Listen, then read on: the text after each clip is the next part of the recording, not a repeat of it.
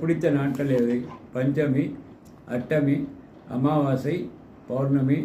அதே போன்று நான் பேசப்போகின்ற வாராகி அரக்கோன் நிறைய வாராகி இருக்கார். ஆதி வாராகி தஞ்சாவூரிலே சோழர்கள் வாராகியை வழிபட்டு மிகச்சிறந்த வெற்றியை அடைகின்றார்கள். அவர்கள் விநாயகரை விட வராகியை மட்டும்தான் வழிபட்டார்கள்.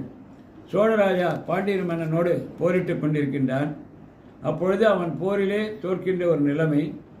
தான் கையை தூக்கி கொண்டு, அம்மா நீதான் சரணம், வாராகி தாயே என்னை காப்பாற்று என்று சொல்லுகின்றான்.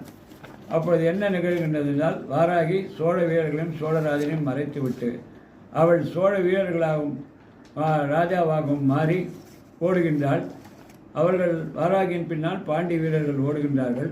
கும்பகோணத்திற்கு அருகே சேத்தியா தோப்பு என்கின்ற ஒரு இடம். அங்கு போகின்ற பொழுது பாண்டிய மன்னர்கள் சேற்றிலே புதைந்து அழிந்து விடுகின்றார்கள். சோழ மன்னனை காப்பாற்றுகின்றாள்.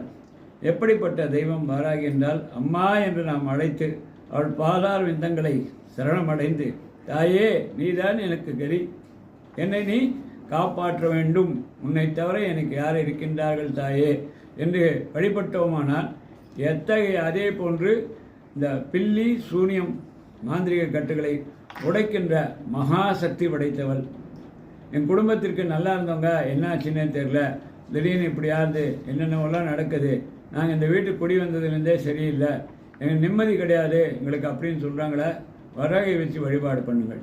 முக்கியமான ஒரு வாராகி ஆதி வாராகி தஞ்சாவூரிலே இருப்பது சோழர்கள் வழிபட்டது. சென்னையிலே சோழிங்கநல்லூரில் இருக்கின்றது, இப்போது திருவொற்றியூரிலும் இருக்கின்றது. அது மட்டும் இல்லாமல் அரக்கோணத்திலிருந்து காஞ்சிபுரம் போகின்ற வழியிலே கிட்டத்தட்ட நாம் தொடர்ந்து வாராகி பற்றி காண்போம். அனைவரும் இந்த சேனலை லைக் பண்ணுங்கள், ஷேர் பண்ணுங்கள், சப்ஸ்கிரைப் பண்ணுங்கள். நன்றி.